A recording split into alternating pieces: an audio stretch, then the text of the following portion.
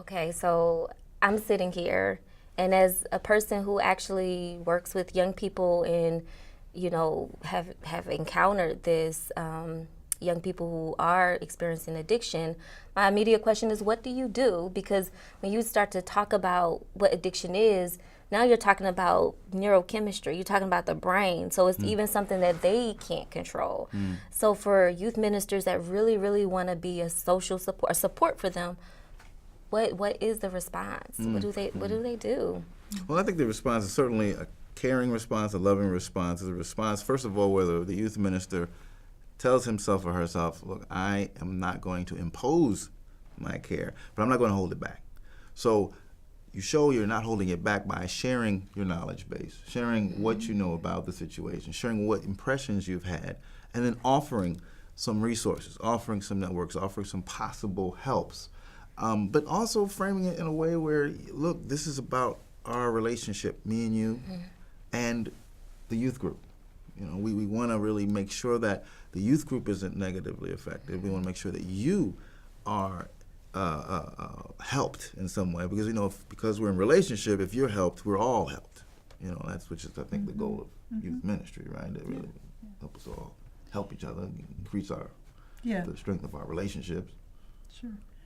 One way to respond to that is to think about the ways that we can equip young people on the front end of all this stuff that's happening. Okay, we know that a high percentage of young people in the United States are going to experiment with substances. They're going to use something at some point during their adolescence. The numbers are staggering on that, something like 80% of young people by the time they are a junior in high school have had exposure to alcohol, marijuana, and one other substance.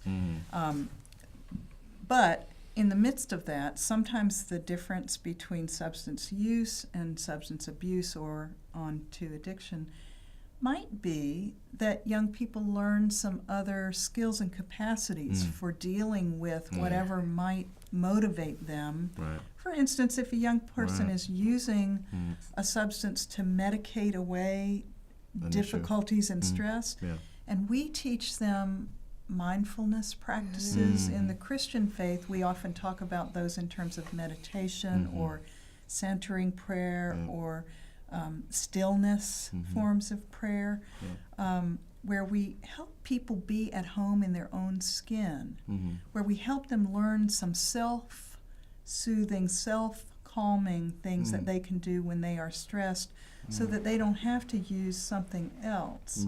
That is a primary response that youth ministers can make on the front end.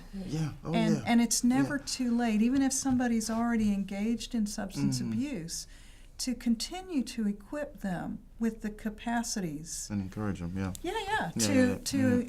to really make them more resilient, so that they have, okay, I know that I can smoke weed, I can go and talk to a friend, I can see a counselor, I can spend time with my youth group, I can also do some centering meditation that helps me to calm down. Important. All those are options in that situation. And all those are options for quote-unquote altering moods. Yes. So, if it's about altering our moods, trying to deal with our emotions, if a lot of times if a child needs to learn how to tie his or her shoes, of course they're going to need to learn how to manage their emotions. Of course they're going to need to learn how to choose helping friendships versus draining friendships. Right. It's about equipping them. I love That's that right. word. It's about equipping them for life.